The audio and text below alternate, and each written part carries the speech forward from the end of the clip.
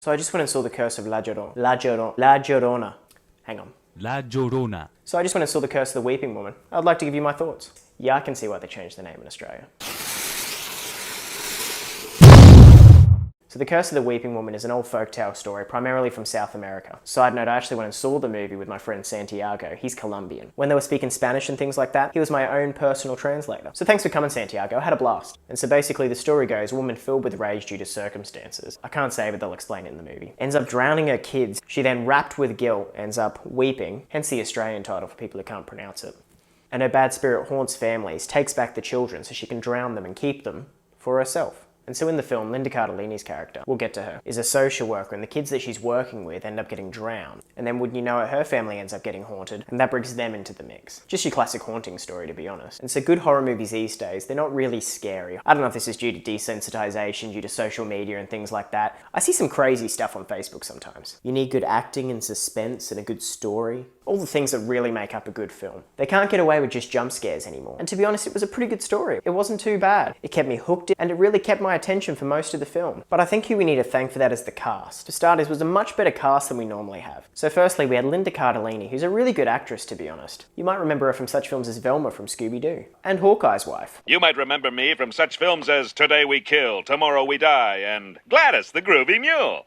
She was also in this show Freaks and Geeks in '99. It was the first show she was actually in. It starred James Franco, Seth Rogen, Jason Segel. A lot of good actors. There was only one season, but it's definitely worth checking out. It's actually a really good show. And so she was great in it. Next was her children. And usually in a lot of horror movies, the children don't do much. They're really just there to get scared, to run, to cry, and it's the parents that have to deal with this situation. But these kids were really good. They did a lot of stupid things, but they're kids. That's what they do. But overall, they were really compelling, and I felt like they brought something to the story. And lastly, by far, the standout was Raymond Cruz. He's actually been in a lot of stuff, but you probably remember him from Breaking Bad or Better Call Saul. He brought a real intensity to the role, and at first it was a little bit off-putting because he was so intense, and I was kind of like for a little bit, man, is this dude for real? But his deadpan character and dry sense of humor actually did pay off. And I really enjoy little bits of comedy in my horror movies. It's kind of like a roller coaster. If you have your rises and the falls in the right places, it really adds a nice bit of contrast to it. I think he brought the best parts to the movie. So the story was moderately intriguing. If you've heard about the folklore and things like that, you kind of already know the story. And the movie doesn't really bring any new elements or anything like that to it. It is your stock standard haunted house, freaky woman, call the church kind of spiel. And although there weren't really good jump scares, and there barely is anymore, they did do a really good job at building tension in certain scenes. But as I said, the acting, the tension, and the directing really did do wonders.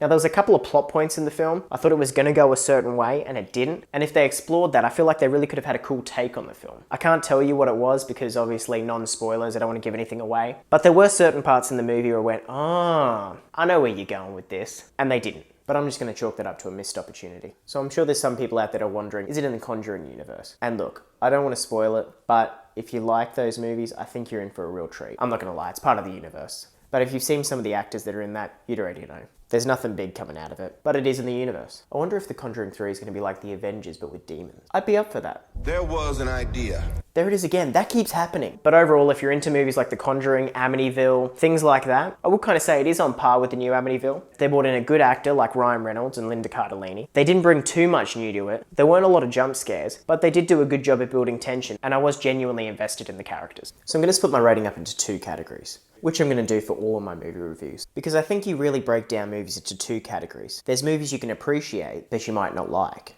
And then there's movies that you might absolutely love, but you know that they're horrible movies. How good is the movie? I'm going to say about a 5, 5.5, something like that. It's good, but it's not great. And then for how much I enjoyed it, I probably enjoyed it a little bit more than I should have. So I'm going to go a 6 to a 7. And to be honest, I really think that's just because of the actors that were in it. And to be honest, that's probably because Linda Cardellini was in it. So let me know down below, guys, if you're going to see it. I'll understand if you don't, you wait for streaming. There is a lot of good movies out this weekend. And I hope you guys have a great Easter weekend. If you're not working, have a great time. If you are working, think of the money. That'll get you through. Unless you're on salary, I feel for you. But hey, watching my other videos might get you through. It won't. But hang in there. And as always, guys, thanks for watching and have a great day.